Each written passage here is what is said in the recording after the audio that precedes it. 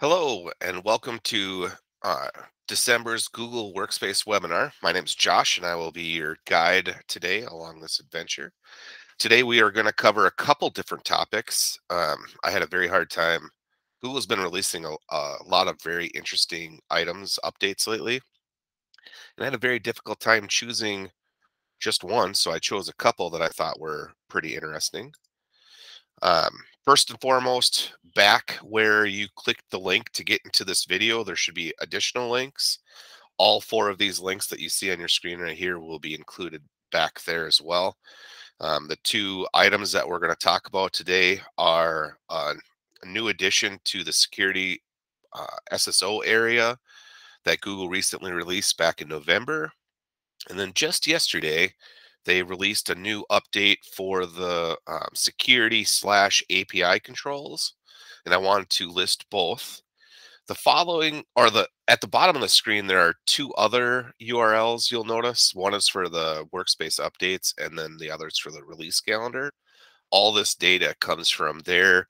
The updates is the update blog. I would highly recommend that you sign up to release or to receive those daily, sometimes updates. And then if you lose track of the emails, which I do, the calendar is a very good resource for you to go to on every couple weeks just to see if there's anything you missed or any new settings that are coming up. So let's get started.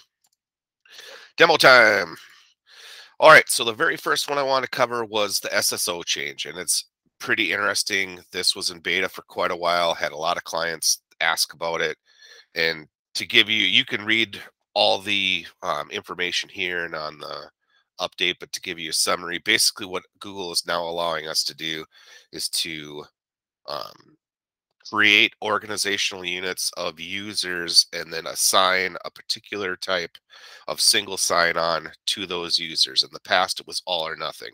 If you went with Google, the whole domain had to log in with Google. If you went with one login, the whole domain had to. And now you can separate that out into um, have different OUs utilize SSO in a different manner. And the use case here that you'll see in this list, and then also Google brings up, is vendors.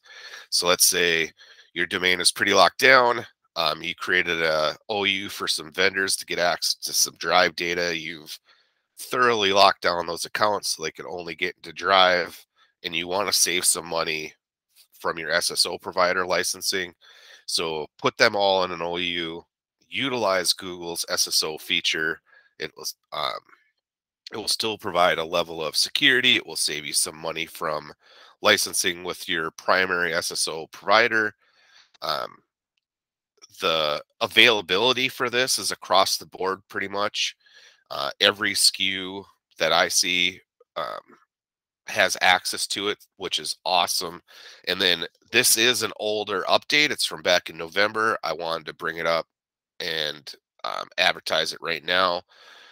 So when you see rollout pace at the bottom, more than likely it's already in your admin console. And here's what it looks like. Um, right down here in the middle of the screen, there's the Manage SSO Profile assignment. That is where you can assign SSO to different organizational units. If you want just one, you can do that. If you want to leverage multiple, um, you can do that. If you want to use one Google Authenticate, like if you want to use Google for SSO, but you only want a particular group of your users to use SSO and all the rest just sign in normally, you can do that as well. The second update I wanted to ask or want to tell you about just came out yesterday, believe it or not.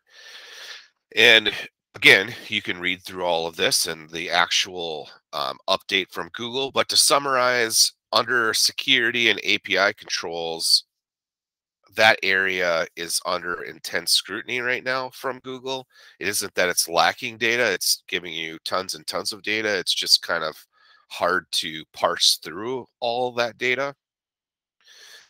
Recently, in the recent past, within the last year, they've made some things downloadable where in the past it wasn't, and now a new change. So they are making it easier and quicker for admins to identify and figure out what apps are connected to their domain, and exactly what scopes on the APIs that those apps have access to. And another really cool tidbit of information is that on the back end, this area is now quicker to load, with the thought that if there was a security issue, not only do your admins have easier access to the data, now it's faster loading. All good things. Um, Again, the availability across the board, it seems like all workspace clients, as well as the old school G Suite clients, all have access to it. Um, the rollout pace started yesterday, so sometime, uh, and both rapid and schedule release are going at the same speed. Usually that is not the case. So between now and the next 2 weeks, you may or you will see some changes in your admin console under the um, app access control area. I'll show you what that looks like in a little bit. Um, and it seems to me that the when Google says 15 days, it's very well going to be the full 15 days. So Google's Christmas present to you in this instance is going to be this change, and here's what it looks like. The area in question is right here at the top. Google services, the 87 configured apps, the 72 accessed apps. It's just an easier way for you to access your data. Um, I It hasn't taken effect. This is brand new, so it hasn't taken effect in any of our testing domains. So I can't speak to loading times. Um, However, this looks like a wonderful, wonderful um, new tool to allow admins a quicker access to the data that they need right away and in a much more organized manner. And in this area, organization is key. And that is all she wrote for today. Thank you very much for riding along with me. If you have any questions or comments, feel free to reach out at collaborationtraining@pythian.com. You could also reach out to or yeah, you could also reach out to collaboration support at Pythian.com if you have any support related questions as well.